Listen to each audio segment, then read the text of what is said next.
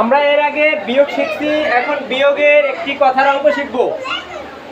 বিয়োগের কথার অঙ্কে দেখো বইয়ের ভিতরে দেওয়া আছে করিমের 16টি বেলুন ছিল।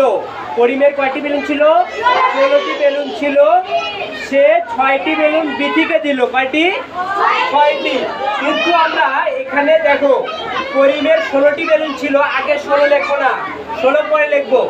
করিমের বেলুন ছিল 16টি, 16 পরে লিখবো, 16 কত লাস্টের দিকে লিখবো, ঠিক আছে? করিমের বেলুন ছিল 16টি, তা থেকে বিথিকে দিল 6টি। তাহলে 16টি বেলুন থেকে 6টি বেলুন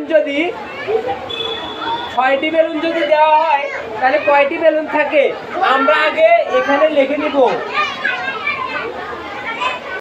বেলুন রইল করিমের আর কাছে, আর বেলুন রইল।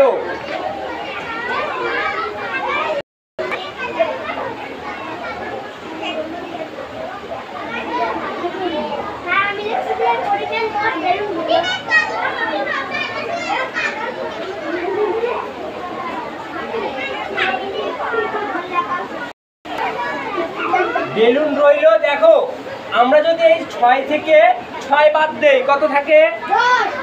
6 থেকে 6 বাদ দাও তাহলে কি থাকে? 0। 6 থেকে 6 বাদ দিলে 0। এই যে 0 লিখলাম। এখন এই যে একটাকে না, এই একটা এখানে লিখলাম, ঠিক আছে? 10টি। তাহলে আমরা কি লিখতে পারি? উত্তর বের হলো। তাহলে করিমের কাছে বেলুন থাকলো কয়টি? 10টি। এখন পারবে না এই অঙ্কটা? সবাই বুঝতে পারছো? ধন্যবাদ।